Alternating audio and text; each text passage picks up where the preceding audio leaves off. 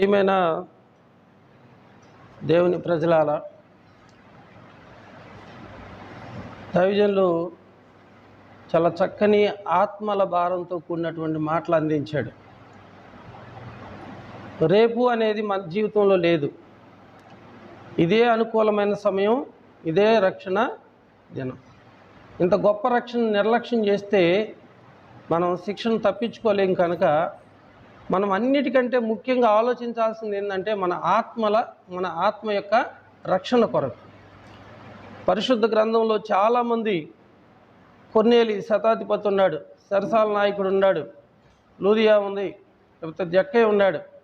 వీళ్లకు ఆర్థికపరమైనటువంటి కొదువులు కొరతలు లేనే లేవు, సమృద్ధిగా పుష్కలంగా ఉన్నారు. అయితే వారికి ఉన్న కొరత ఏంటంటే వారు రక్షణ లేదు, వారికి రక్షణ లేదు. దైవజనుల యొక్క మాటల ద్వారా వారు మారు మనసు పొంది ప్రభువును సొంత రక్షకుడిగా అంగీకరించి రాబోయే ఉగ్రత నుంచి వాళ్ళు తప్పించబడ్డారు. కనుక ఇంతవరకు రాజు విమల్ గారు చక్కని సందేశం క్లుప్తంగా మనకు అవసరమైన రీతిగా పరిశుద్ధాత్ముడు తన ద్వారా మనతో మాట్లాడాడు. కాబట్టి ఈ మాటలు మేము మనస్ఫూర్తిగా స్వాగతిస్తున్నాం. God bless you brother. మంచిది. కీర్తన గ్రంథంలో మనం 4వ కీర్తన చదువుకున్నాం. 4వ కీర్తన మొదటి వచనం. చదవబడిన లేఖన భాగంలో దావీదు దేవుని సన్నిధిలో చేస్తున్నటువంటి ప్రార్థన, ఏమని ప్రార్థన చేస్తున్నాడంటే, నా నీతికి ఆధారమగు దేవా. చాలామంది ఈ విధంగా అంటారు, మేము నీతిమంతులం కాబట్టి దేవుడు మా బిడ్డలను ఆశీర్వదించాడు అని. చాలామంది ఆ మాట అంటాం నేను విన్నాను. మేము ఎవరికి ఎటువంటి హాని చేయలేదు, ఎవరిని మేము మోసం చేయలేదు, కాబట్టి దేవుడు మా బిడ్డల్ని మంచిగా ఆశీర్వదించాడు అని చెప్తాడు. ఇప్పుడు దావీదు ఏమన్నాడంటే, నేను నీతిమంతుడిగా ఉన్నాను అంటే దానికి కారణం దేవుడే అంటున్నాడు. నా నీతికి ఆధారమగు దేవా. ఆధారం అంటే ఫౌండేషన్ అన్నమాట. మనం నిలబడటానికి దేవుడు ఫౌండేషన్ అన్నమాట. నా నీతికి ఆధారమగు దేవా, నేను మొరపెట్టినప్పుడు నాకు ఉత్తరమేమో. అంటే ఆయన నీతిగా ఉన్నాడు అంటే అది ఆయన గొప్పతనం అని అనుకోవట్లేదు. నేను నీతిగా ఉండటానికి కారణం నా దేవుడే. నేను మొరపెట్టినప్పుడు నాకు ఉత్తరమేమో, ఇరుకులో నాకు విశాలత కలుగు చేసిన వాడువు నీవే. 5 రొట్టెలు 2 చేపలు యేసు ప్రభు వారి యొక్క చేతిలో ఉన్నప్పుడు వాటిని ఆశీర్వదించాడు. దాదాపు కొన్ని వేల మంది ఆ రొట్టెలు చేపలు తిన్నారు. కొద్దిగా ఉన్నదాన్ని దేవుడు ఆశీర్వదించాడు. యోబు గ్రంథంలో కూడా మొదట నీ స్థితి కొద్దిగా ఉంటే తుదకు నువ్వు మహా అభివృద్ధి చెందుతావు అంటాడు. దేవుడు మనకిచ్చిన దానిలో కొద్దిలో నమ్మకంగా ఉంటే ఎక్కువైన వాటి మీద కూడా దేవుడు మనల్ని నియమిస్తాడు. కాబట్టి దేవునికి ఎవరు కావాలి అంటే నమ్మకమైన వారు కావాలి.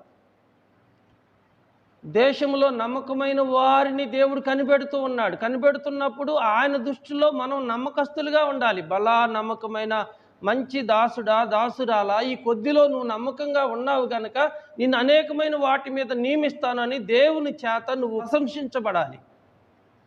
మనుషులు ఏముంది, లాభం ఉంటే పొగుడుతారు, నష్టం ఉంటే తిడతారు. మనుషుల యొక్క పొగడతలు కాదు మనకు కావలసింది. ఇక్కడ దావీదు అంటున్నాడు, నా నీతికి ఆధారమగు దేవా, నేను నీకు మొర్రపెట్టు ప్రతిసారి నాకు ఉత్తరాన్ని దయచేయి. ఇరుకులో ఉండి మొరపెట్టినప్పుడు విశాలత నుంచి నాకు ఉత్తరం ఇమ్మయ్యా. చూసారా, మన జీవితాలు, మన బ్రతుకులు అతి స్వల్పమైనవి. ఏ పూటకు ఆ పూట బయటికి వెళ్ళి తెచ్చుకుంటేనే కానీ మనం కడుపు నిండా భోజనం చేయలేం. మన సంపాదన, మన రాబడి చాలా కొంచెం. ఆ కొంచెం రాబడిని దేవుడు ఆశీర్వదించాలి. ఆ కొంచెం రాబడిని దేవుడు ఏం చేయాలి? ఆశీర్వదించాలి. నీకు ఇవ్వబడిన ఆ కొంచెంలోనే నమ్మకంగా ఉండాలి నువ్వు దేవునికి.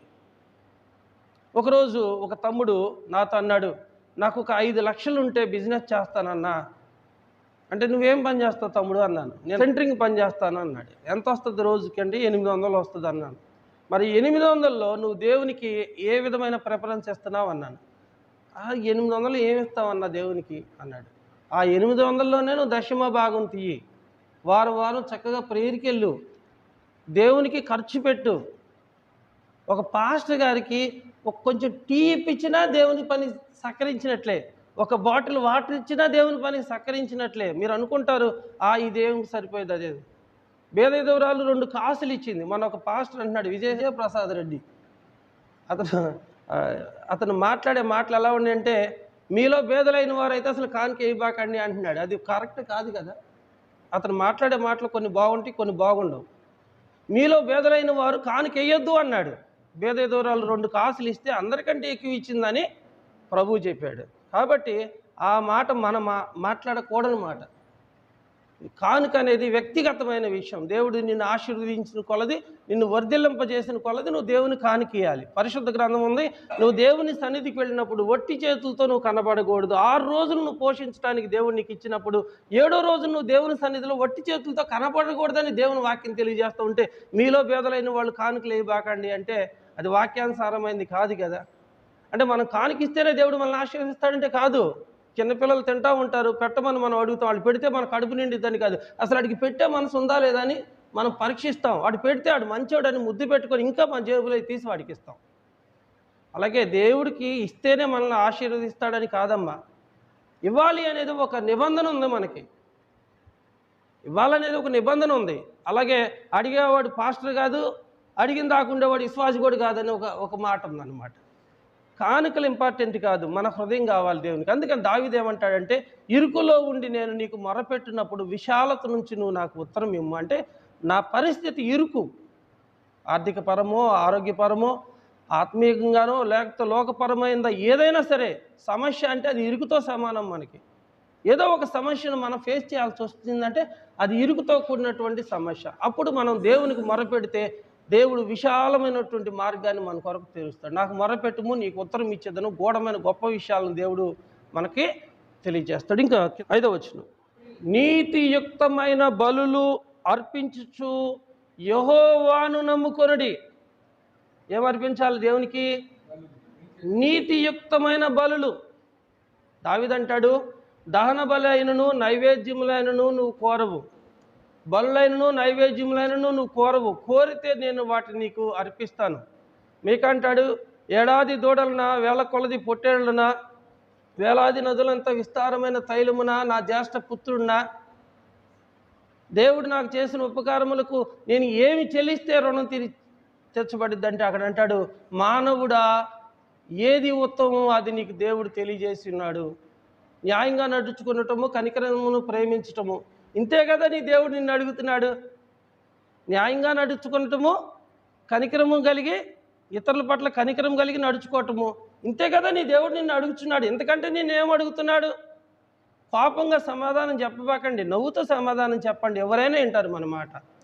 ఇసుగ్గా కోపంగా చెప్తే మన ఇంట్లో గృహంలో వాళ్ళే మన మాట వింటారు. మదర్ తెరీసా అనేది ఎదుటి వ్యక్తికి మనం పెట్టి పోషించాల్సిన పని లేదు, మనం నవ్వుతూ మాట్లాడితే చాలంట, అవతల వ్యక్తి సంతోషంగా ఉంటాడంట. ఎప్పుడు విసుగ్గా, చికాగ్గా, కసురుకుంటూ, కోపంగా కొంతమంది మాట్లాడితే అన్ని ప్రశ్నలే. నీతియుక్తమైన బలులు దేవునికి మనము అర్పించాలి. నీతియుక్తమైన బలు అంటే ఏంది? పెద్ద పెద్ద నోట్లు ఇవ్వటం కాదు. న్యాయంగా నడుచుకోవాలి, కనికరాన్ని ప్రేమించాలి, పరిశుద్ధంగా ఉండాలి. అపరిశుద్ధత అనేది మన దరిదాపుల్లో కూడా రాకోకుండా జాగ్రత్త పడాలి. 7వ వచనం, వారి ధాన్య ద్రాక్ష రసములు. వ్యవసాయదారులు పంటలు పండిస్తారు. పంటలు వారి చేతికి వచ్చినప్పుడు వారికి సంతోషంగా ఉంటుంది. విత్తనం వేసింది మొదలుకొని మరి ఆ పంట పండేంత మట్టుకు వారు చాలా కష్టపడతారు. ఆ పంట చేతికి వచ్చిన రోజు వారు పడిన కష్టాన్నంతా మర్చిపోయి సంతోషిస్తారు. రైతులు సంతోషిస్తారు. ఒక ఎంప్లాయీ ఉన్నాడు అనుకోండి, నెలంతా కష్టపడిన తర్వాత శాలరీ తీసుకుంటున్నప్పుడు సంతోషిస్తాడు. కూలికి వెళ్ళారనుకోండి, పగలంతా కష్టపడి సాయంత్రం డబ్బులు తీసుకునేటప్పుడు సంతోషంగా ఉంటుంది. మన కష్టానికి తగిన ఫలం మనకు దొరికినప్పుడు మనకు సంతోషంగా ఉంటుంది.